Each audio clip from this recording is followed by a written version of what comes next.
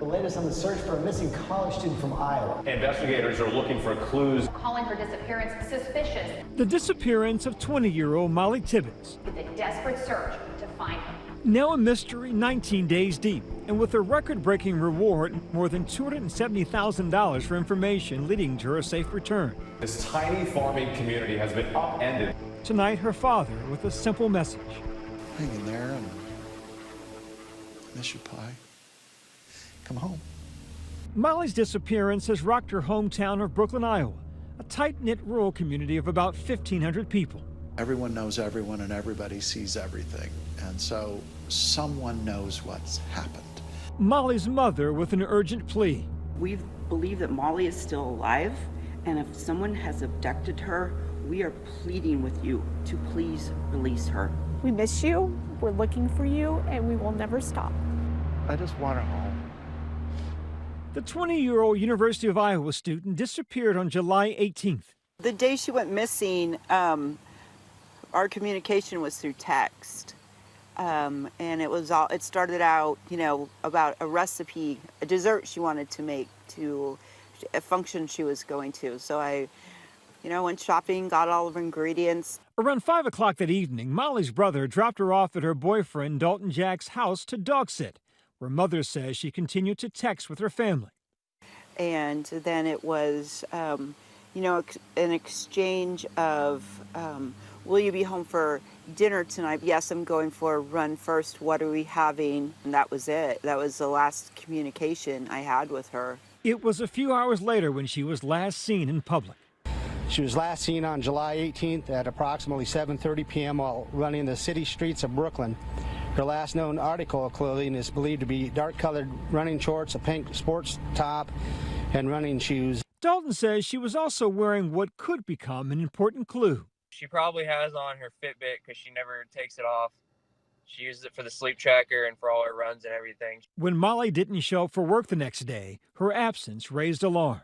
One of her work friends called me and said she didn't come in today and she didn't call in. And I was like, well, that's not like her. She'd actually been spending the summer at Dalton's apartment. Dalton, who is not considered a suspect, says he was 100 miles away working a construction job the day she disappeared. She might have her cell phone, but obviously we've tried just calling her, but it's either off or dead, so it goes straight to voicemail. He says his last communication with her was a Snapchat he opened around 10 p.m. I'd look back at my messages and she hadn't opened a single one of them or read a single one of them.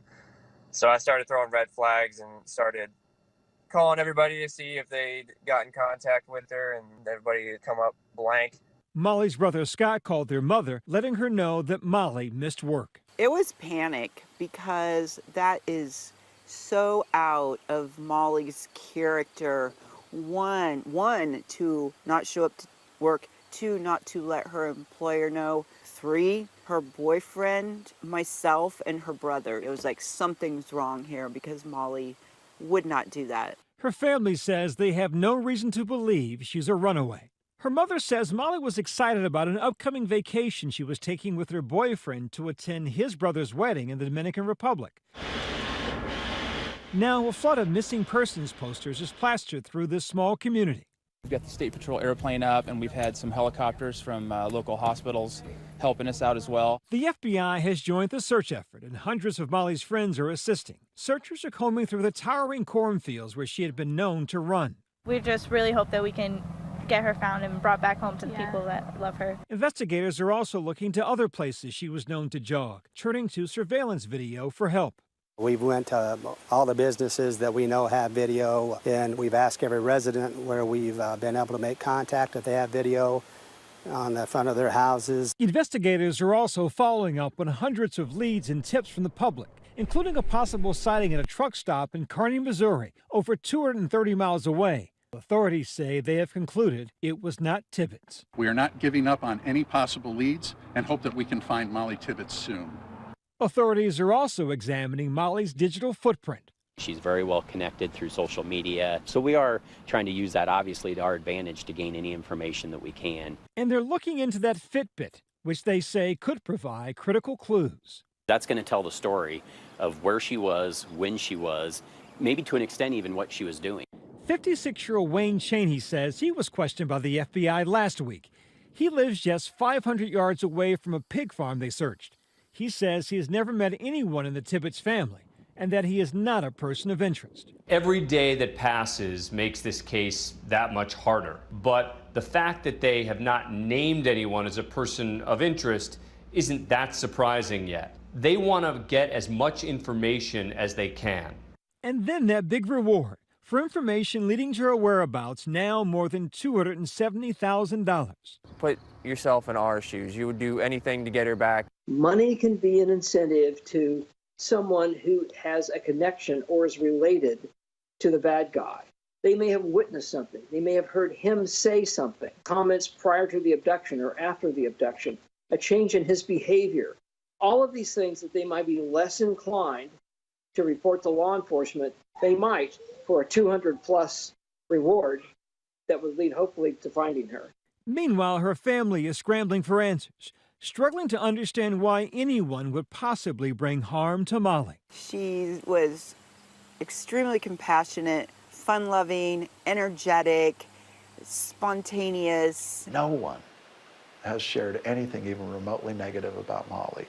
It's a small town, and so you don't get very far in a small town if you become a sort of irritant or negative person. And so she's just a really good, positive person. And so that's why I don't think anybody set out to harm her. I don't. We just need people to think there's somebody knows something and they don't even know it's important. Despite each excruciating hour that goes by without their daughter in sight, the family says giving up is not an option. That's not a thought. And I'm perfectly aware that this can go on for weeks and months and, but you won't see me giving up hope. Hi everyone, George Stephanopoulos here. Thanks for checking out the ABC News YouTube channel. If you'd like to get more videos, show highlights, and watch live event coverage, click on the right over here to subscribe to our channel, and don't forget to download the ABC News app for breaking news alerts. Thanks for watching.